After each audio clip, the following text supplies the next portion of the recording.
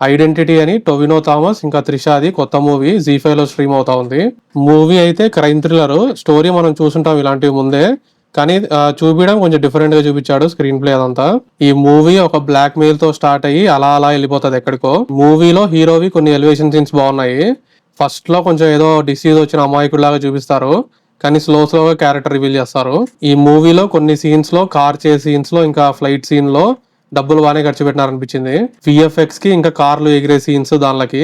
మూవీలో 1.5 సాంగ్ అలా ఉంది, అది కూడా బ్యాక్గ్రౌండ్ లో వస్తాయి.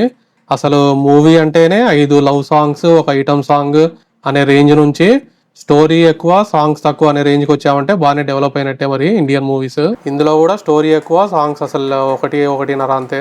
ఈ మూవీ బాగానే ఉంది కానీ కొంచెం లెంతీ ఉంది. 2 hours 35 minutes ఉంది. కొంచెం 2 hours లో అలా తీసుంటే ఇంకా బాగా ఇంట్రెస్టింగ్ ఉండేదని నా ఫీలింగ్. ఈ మూవీలో త్రిషాకి ఫేస్ బ్లైండ్నెస్ ఉంటది, అంటే ఫేసెస్ ని రికగ్నైజ్ చేయలేదన్నమాట. ఆ క్యారెక్టర్ త్రిష బాగానే చేసింది. ఒక సీన్ లో అయితే ఒకరిని రికగ్నైజ్ చేయాల్సి ఉంటది, అది స్లోగా రికగ్నైజ్ చేయలేక చేస్తా ఉంటది. నాకే అనిపించింది ఇది ఒకటి మొబ్బు మొక్కంది అని. ఈ మూవీలో ఒకటి ఇన్కంప్లీట్ అనిపించింది. లేడీ విలన్ ఉంటది, ఆమెను ఏం చేశారో చూపిలేదు. ఈ మూవీలో తెలుగు డబ్బింగ్ బానే ఉంది కానీ స్టోరీ కొంచెం స్పీడ్ గా నడుస్తా ఉంటది. ఓటీటీలో కాబట్టి మనం బ్యాక్వర్డ్ అలా చేసుకొని చూడొచ్చు, థియేటర్ లో అయితే కష్టం మిస్ అయితే. ఇంకా ఈ మూవీ ఫ్యామిలీతో చూడొచ్చా అంటే కొన్ని సీన్స్ ఉంటాయి, డిస్టర్బింగ్ ఉంటాయి సీన్స్. ట్రయల్ రూమ్ లో వీడియోలు తీయడము అలాంటివి, అవి వదిలేసి మిగతాదంతా పర్లే బానే ఉంది. ఈ మూవీకి నేను ఇచ్చే రేటింగ్ 3.5 out of 5. ఇది మరి ఐడెంటిటీ మూవీ రివ్యూ. ఇలాంటి రివ్యూస్ కోసం మన ఛానల్ సబ్స్క్రైబ్ చేయండి.